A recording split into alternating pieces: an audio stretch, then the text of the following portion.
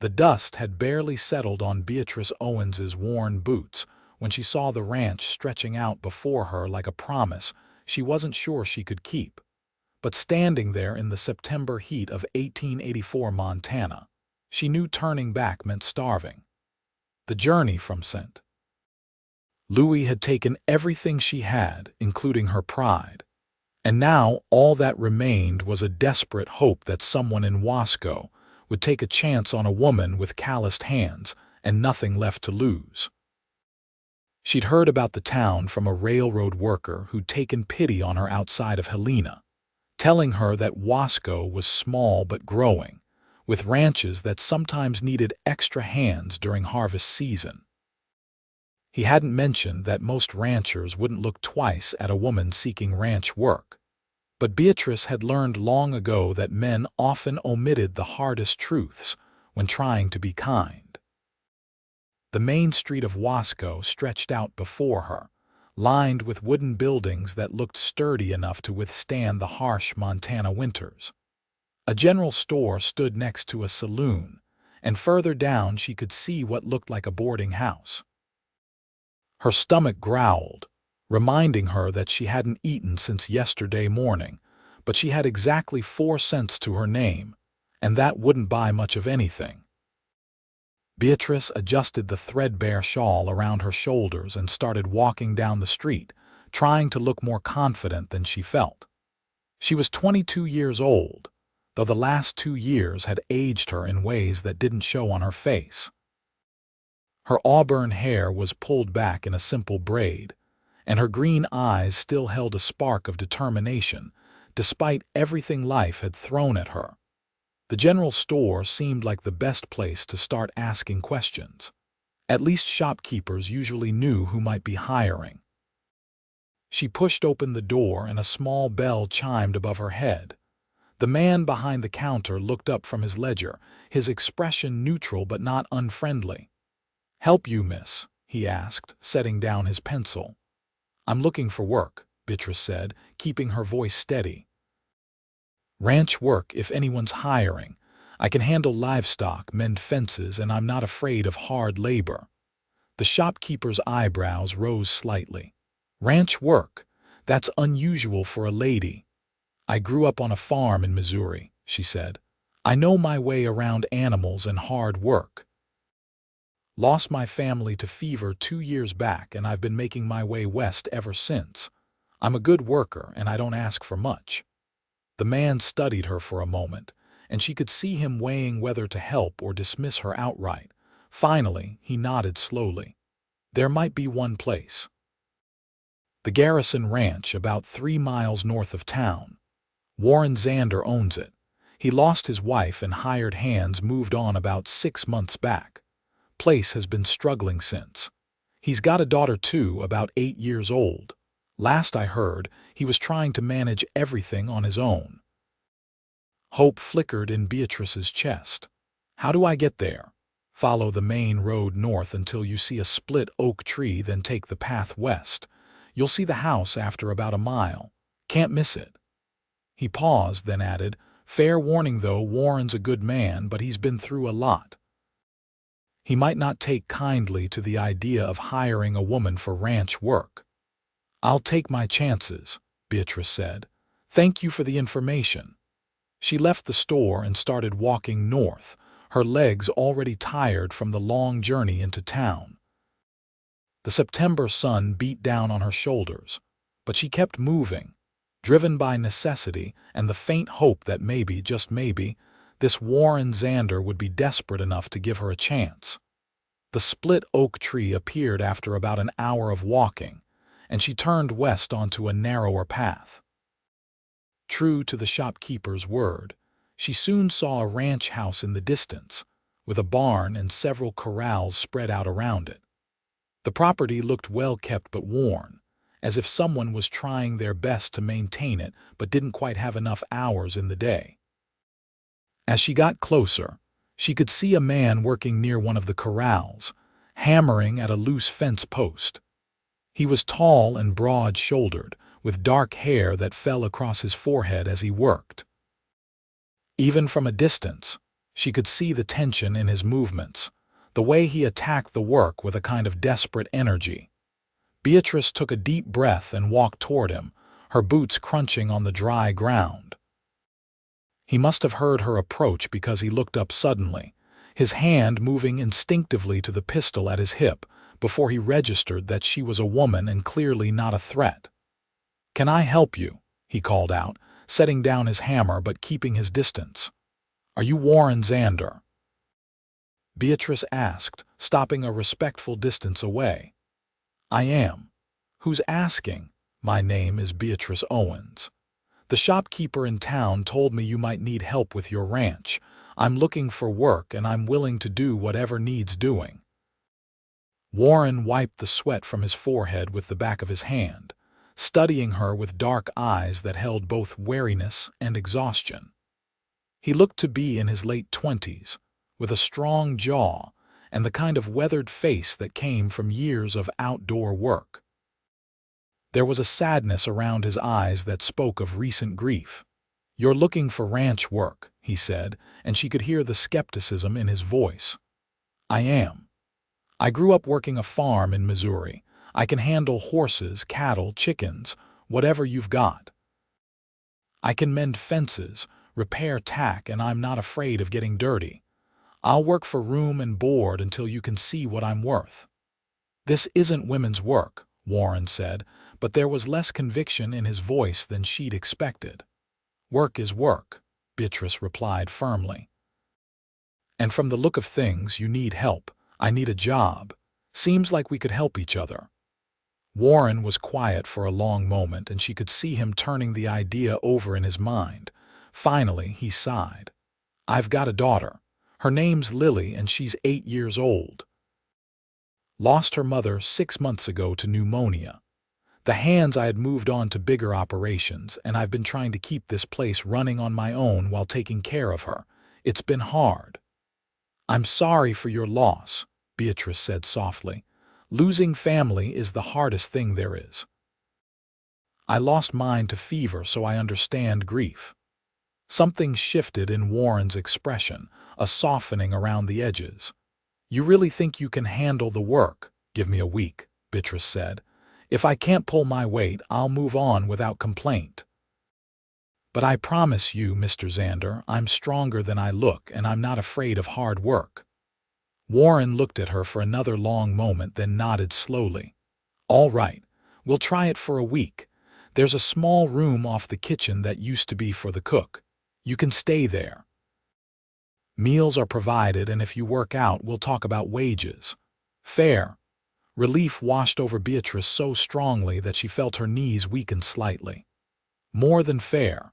Thank you, Mr. Xander. You won't regret this." "Call me Warren," he said, picking up his hammer again. "And I hope you're right. Come on, I'll show you the house and introduce you to Lily." The ranch house was larger than Beatrice had expected, a 2-story structure with a wide porch that wrapped around the front. Warren led her through the front door into a main room that served as both kitchen and living area. The space was clean but sparse, with the kind of minimal decoration that spoke of a household that had lost its heart. A young girl sat at the kitchen table, working on what looked like arithmetic problems. She had her father's dark hair but lighter eyes, a soft brown that reminded Beatrice of honey. When they entered, she looked up with curiosity but no fear. "Lily, this is Miss Beatrice Owens," Warren said. "She's going to be helping around the ranch for a while. Miss Owens, this is my daughter, Lily."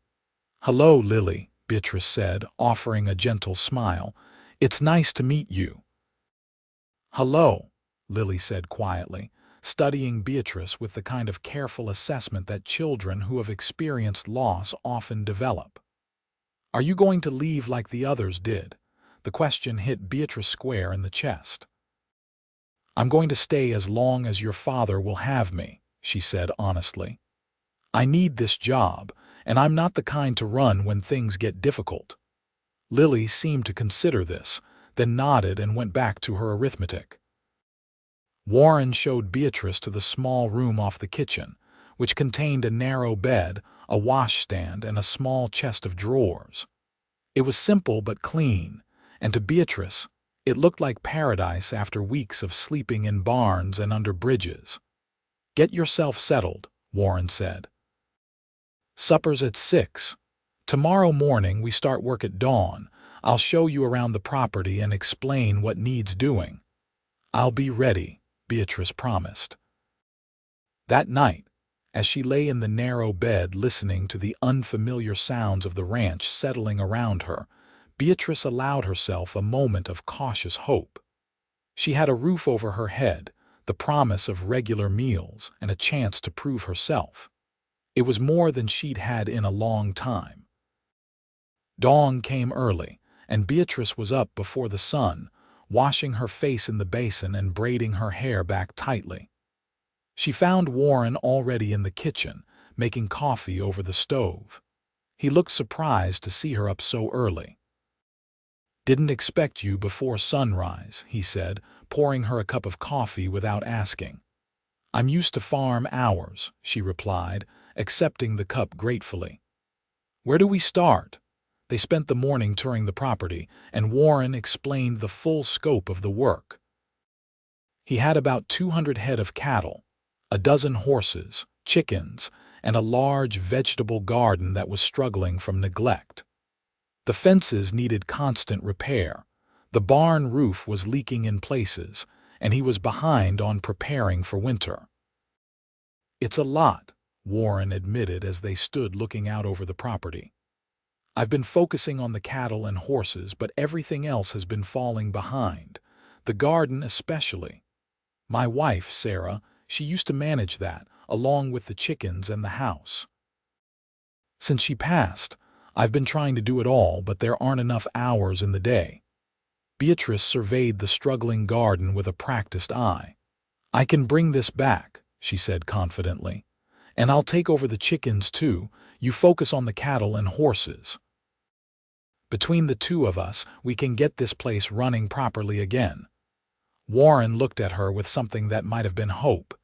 "You really think so?" "I know so," she said firmly. "Now show me where you keep the tools."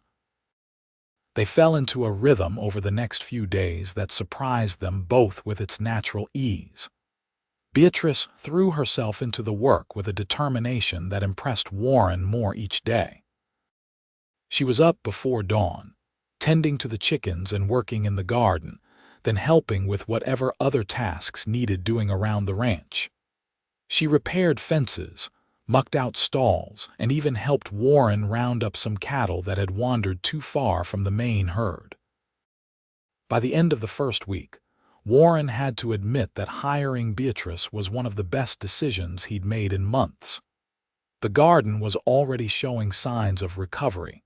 The chickens were producing more eggs, and he'd actually managed to catch up on some of the repairs he'd been putting off. More than that, though, the ranch felt less empty.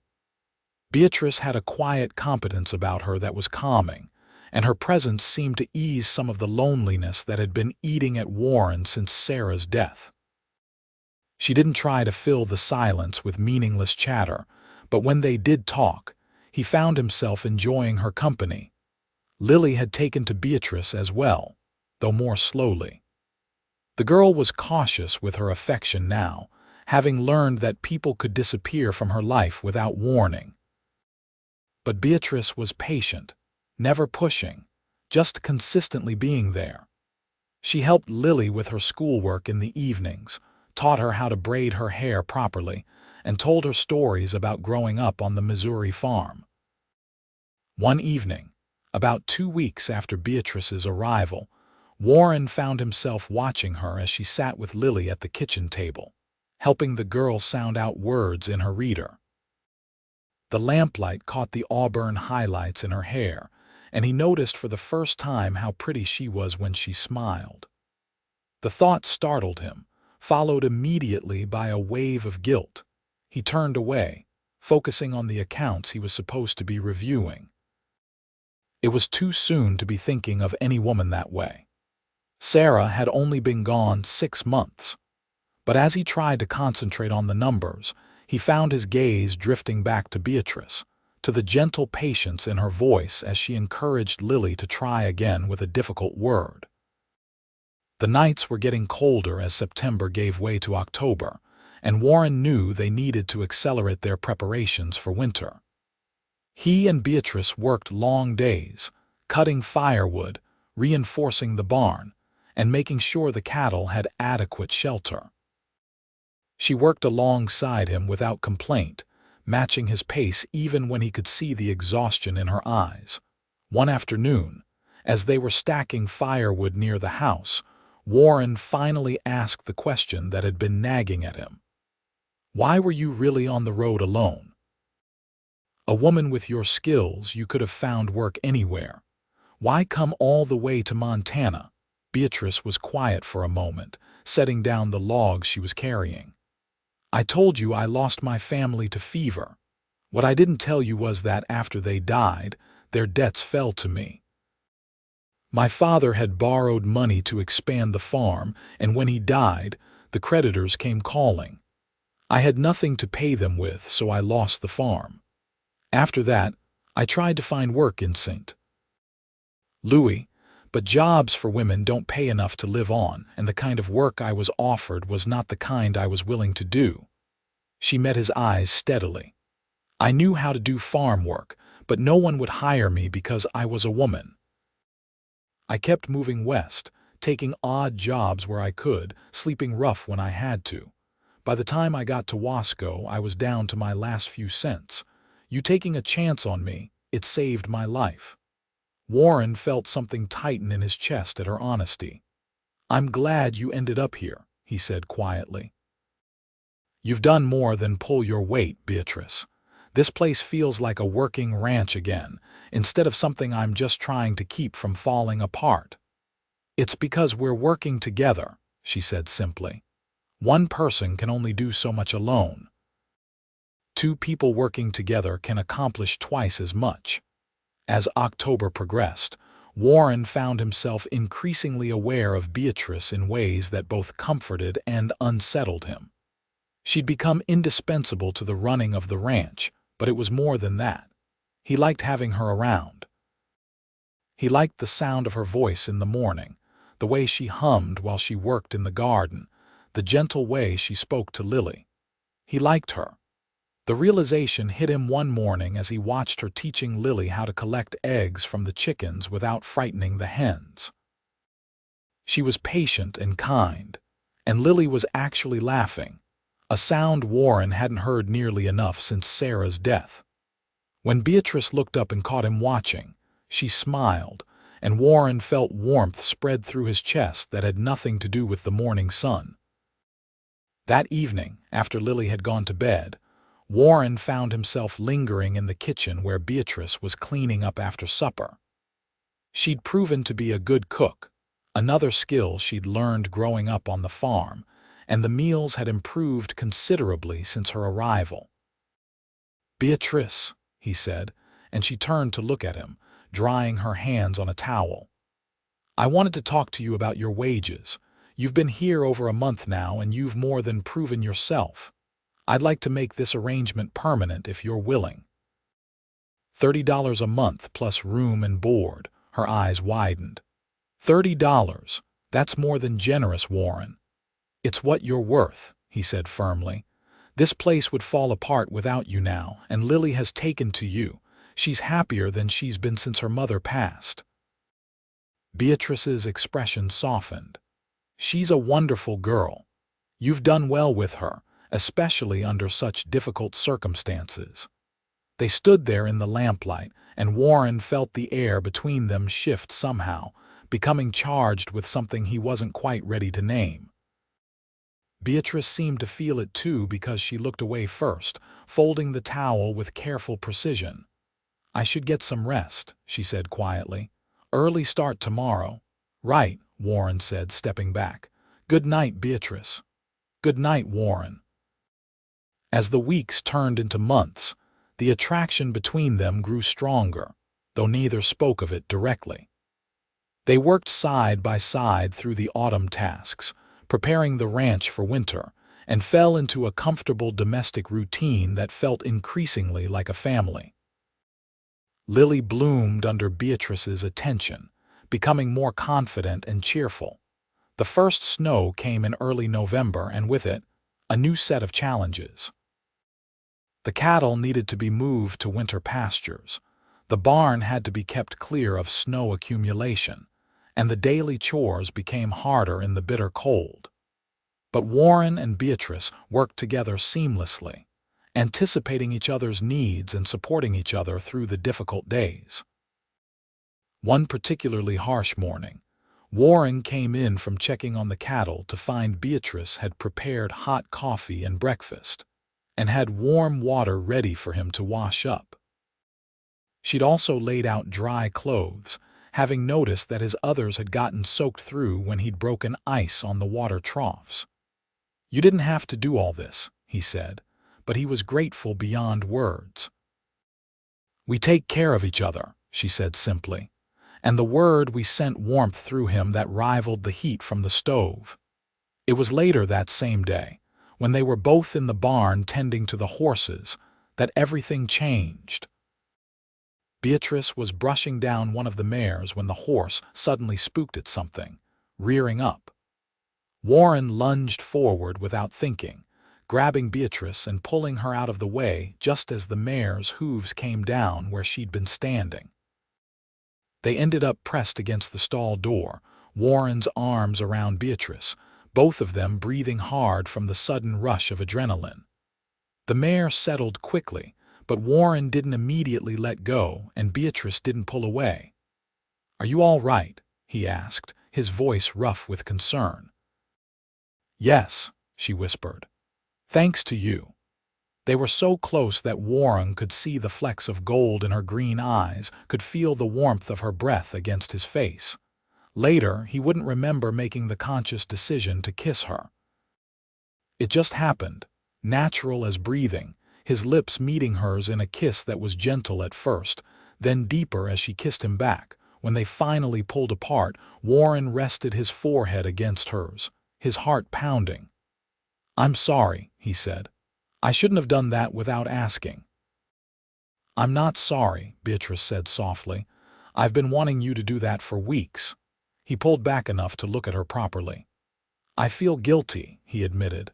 "Sarah hasn't been gone even a year yet. But Beatrice, you've brought life back to this place, back to Lily and me. I can't help how I feel about you." Beatrice reached up and touched his face gently. Sarah was fortunate to have someone who loved her so much that he still mourns her. But Warren, she's gone. You're still here, and so is Lily. You both deserve to be happy again. I think Sarah would want that for you. "I love you," Warren said, the words spilling out before he could stop them. "I know it's fast, but it's true. I love you, Beatrice Owens." Tears welled up in Beatrice's eyes.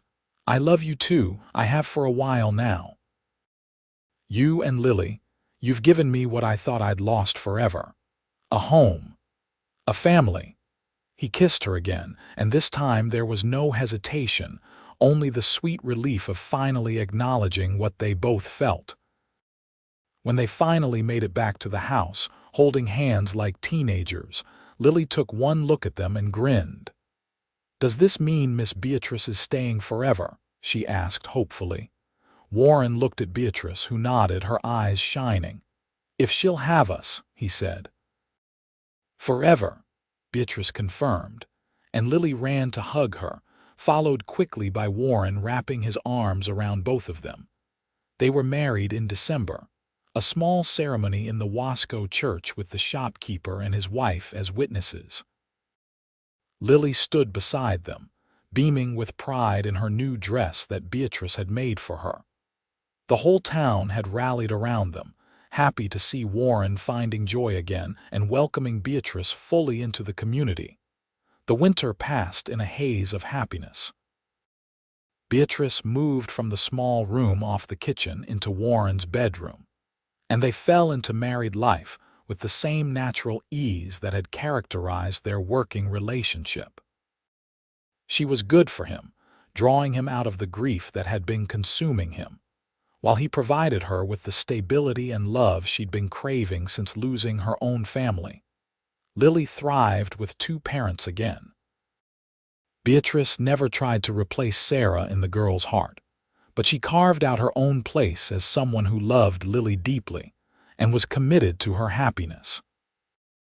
They did lessons together every evening, and Beatrice taught her things that Warren never could have, from sewing to cooking to the hundreds of small skills that women needed to know. Spring came early to Montana that year, arriving in March with warm winds and the promise of renewal. As the snow melted and the first green shoots appeared in the garden, Beatrice began to suspect that she might be pregnant. She waited another month to be sure before telling Warren, wanting to choose the perfect moment. That moment came on a warm April evening after Lily had gone to bed.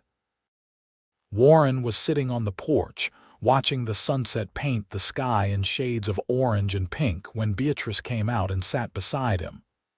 "I have something to tell you," she said, taking his hand. He looked at her with immediate concern. "What is it? Are you all right?"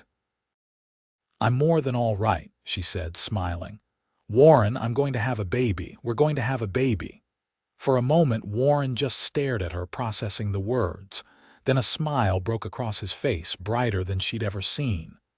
"A baby, truly, truly," she confirmed. "I think it will be born sometime in November." Warren pulled her into his arms, holding her tight.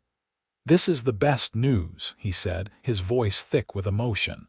"After everything, to be given this gift. Beatrice, you've made me happier than I ever thought I could be again." "You've done the same for me," she said, pulling back to look at him. "You gave me a home when I had nothing. You gave me a family, love, a future. This baby is just the beginning of everything we're going to build together."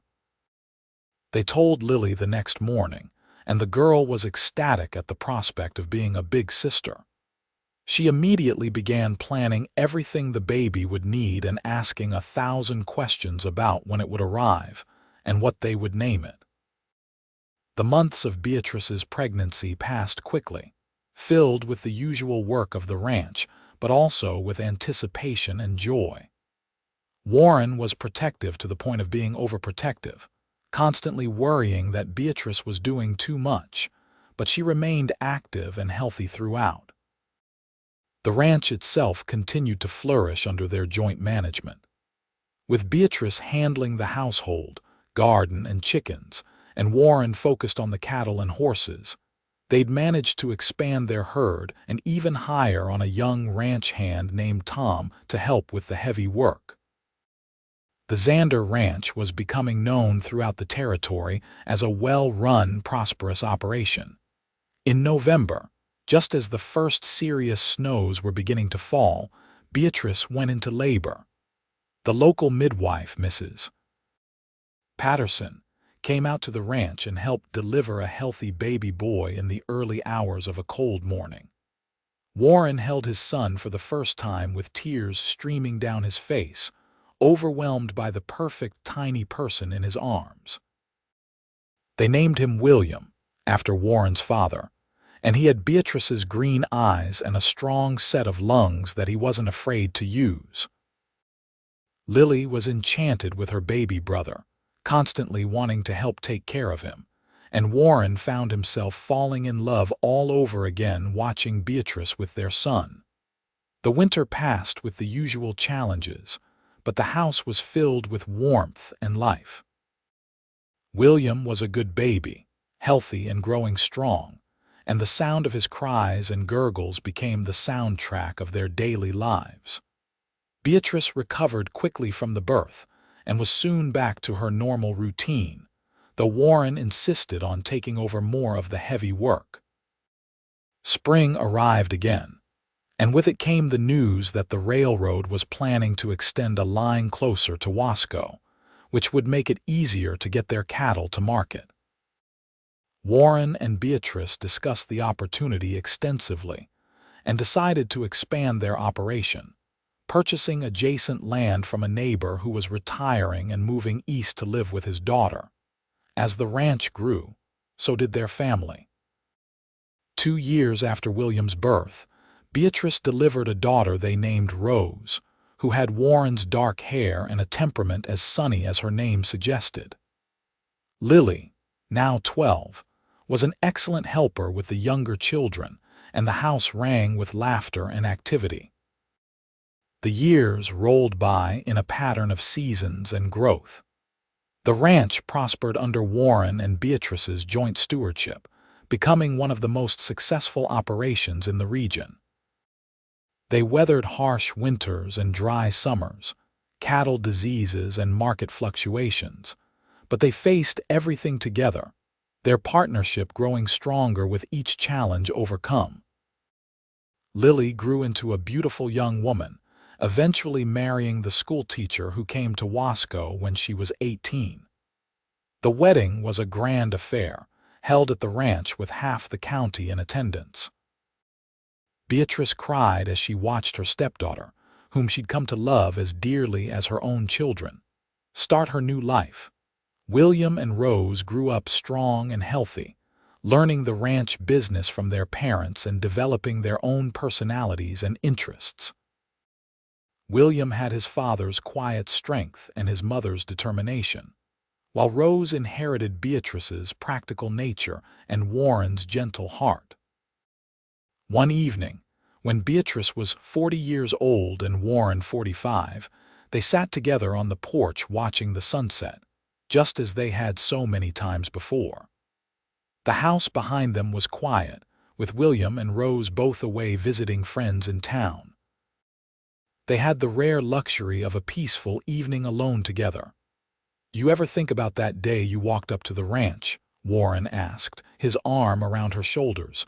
Beatrice leaned into him, smiling at the memory. "All the time. I was so desperate, so afraid that you'd turn me away like everyone else had." "I almost did," Warren admitted. "I thought you were crazy, a woman wanting to do ranch work, but something made me give you a chance. Best decision I ever made." "I came looking for work," Beatrice said softly. "And you gave me so much more. You gave me a family, a home, a life I never dreamed I could have. You gave me yourself and Lily and then William and Rose. You gave me everything." Warren turned to look at her, his dark eyes still as intense as they'd been that first day in the barn. "You saved me, Beatrice. After Sarah died, I was drowning. I was trying so hard to keep the ranch going and take care of Lily, but I was failing at both. You came into our lives and brought us back from the edge. You showed me that it was possible to love again, to be happy again. You gave me hope." "We saved each other," Beatrice said, reaching up to touch his face. Even after all these years, his touch could still make her heart race. "That's what love is, I think. Not just the romance and the passion, though we've had plenty of that. It's two people choosing each other every single day, working together, building something that's stronger than either of them could create alone." "I choose you," Warren said, kissing her forehead. "Today and every day for the rest of my life." "And I choose you," Beatrice replied. They sat in comfortable silence as the sun sank below the horizon, painting the Montana sky in brilliant shades of purple and gold. Around them, the ranch they'd built together stretched out in all directions, a testament to hard work, determination, and love. The cattle grazed peacefully in the pastures, the horses nickered softly in the barn, and somewhere in the distance, a coyote called to its mate. It was the sound of home, of a life well lived, of dreams that had come true in ways neither of them could have predicted. Beatrice thought back to that desperate, dusty woman who had walked up to this ranch nearly 18 years ago with nothing but determination and hope. She'd been looking for work, for a way to survive. Instead, she'd found everything she'd ever wanted and things she hadn't even known to dream of. Warren had been a lonely, grieving man trying to hold together the pieces of his shattered life for the sake of his daughter. He'd taken a chance on a woman who seemed determined to prove herself, and in doing so, he'd found his way back to happiness and love. Neither of them had been looking for romance that day. Beatrice had been focused on survival, and Warren had been too lost in grief to imagine loving again. But sometimes the best things in life come when you're not looking for them, when you're simply trying to do the next right thing and put one foot in front of the other. Their love story wasn't the stuff of dime novels, with dramatic rescues and grand gestures. It was better than that. It was real. It was built on mutual respect, hard work, shared goals, and the daily choice to love and support each other. It was forged in the fire of Montana winters and tested by the challenges that came with ranch life. And it had proven stronger than anything life could throw at them. As the stars began to appear in the darkening sky, Beatrice felt a profound sense of contentment. She had a husband who loved her, children who brought joy to her days, a stepdaughter who had accepted her as a second mother, and a home that she'd helped build from struggling ranch to thriving enterprise. "What are you thinking about?" Warren asked, noticing her distant expression. "Just how fortunate I am," she said. "How different my life could have been if you'd turned me away that day, or if I'd given up before I got to Wasco. It makes me believe that things happen for a reason, that I was meant to end up here with you." "I believe that too," Warren said. "Sarah used to say that God has a plan for everyone, even when we can't see it. I was angry at God when she died, couldn't understand why he'd take her from us. But now, I think maybe she was right. Maybe her plan was complete, and you and I were meant to find each other and build this life together. Maybe that was the plan all along." It was a comforting thought, one that honored Sarah's memory while acknowledging the love that had grown between them. Beatrice had never felt threatened by Warren's love for his first wife. She understood that the heart had infinite capacity for love, and that loving her didn't diminish what he'd felt for Sarah. They'd both lost people they loved and found each other in the aftermath of that loss. The sound of hoofbeats approaching broke their peaceful moment, and they looked up to see William and Rose riding up the path toward the house. They'd come home earlier than expected, their young faces bright with excitement about something. "Mama, Papa," Rose called out as she dismounted. "You'll never guess what happened in town." They went inside to hear the news, whatever it was, and the evening settled into the comfortable pattern of family life.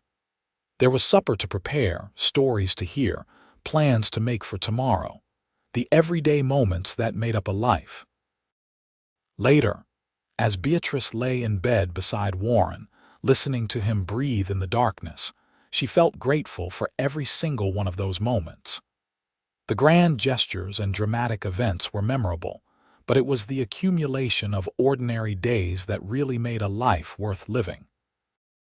It was morning coffee together and shared glances across the dinner table. It was working side by side in the garden and falling into bed exhausted but satisfied. It was watching their children grow and supporting each other through the hard times. She'd come to this ranch looking for work, for survival, for a way to avoid starvation and homelessness. Warren had given her so much more than a job. He'd given her a purpose, a family, a love that sustained her through everything.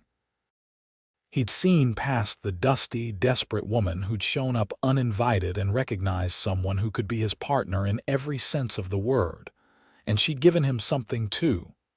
She'd brought life back to his home, love back to his heart, and hope back to his future.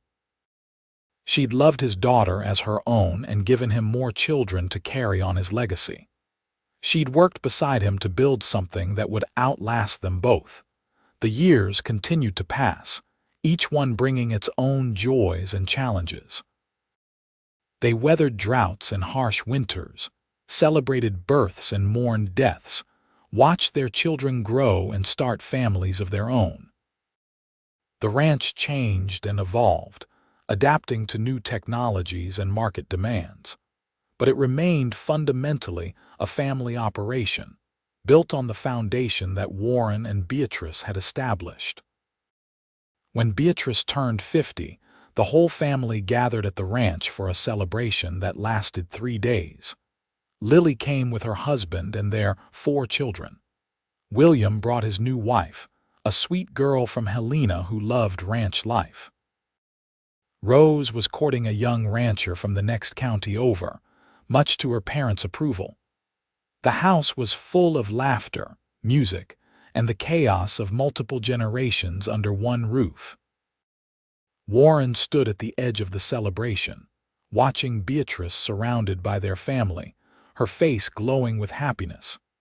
She caught his eye across the room and smiled, that same smile that had been making his heart skip for over 20 years now. He made his way through the crowd to her side, took her hand, and led her out to the porch where they could have a moment of relative quiet. "Happy birthday," he said, pulling her close. "Thank you," she replied, resting her head on his shoulder. "Can you believe all of this? All these people, this family we've created. It's incredible," Warren agreed. "And it all started because you were brave enough to ask a stranger for work. And you were brave enough to say yes," Beatrice added. They stood together watching the sun set over their land, surrounded by the sounds of their family's joy, and felt the deep satisfaction of a life well lived. They'd built something real and lasting, something that would continue long after they were gone. The ranch would pass to William, who had his father's gift for animal husbandry and his mother's head for business. Rose would marry her rancher and establish her own spread nearby, maintaining the family tradition. And Lily's children would grow up knowing the stories of how their grandmother had walked up to a struggling ranch looking for work and found a family instead.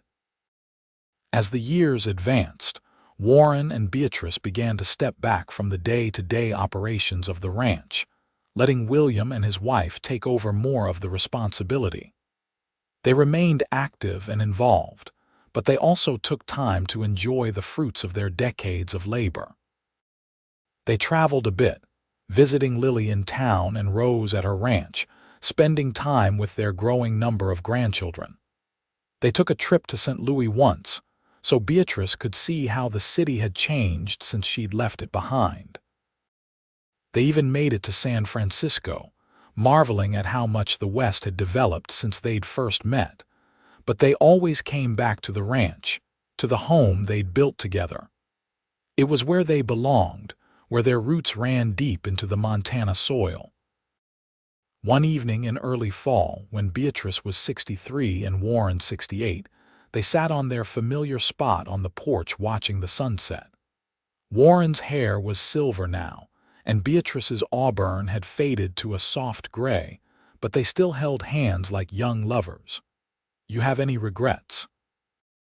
Beatrice asked, a question that had been on her mind lately as she reflected on their life together. Warren was quiet for a moment, considering. "Not about us," he said finally. "Not about any decision we made together. I regret that Sarah died so young that she didn't get to see Lily grow up. I regret the years of my life before you when I was too focused on just surviving to really live. But from the day you walked up that path looking for work, I have no regrets. You've made me happier than I ever thought possible." Beatrice squeezed his hand. "I feel the same way. Sometimes I wonder what would have happened if you turned me away, or if I'd gone to a different town, or if I'd given up somewhere along the road. But then, I realize there's no point in wondering about roads not taken.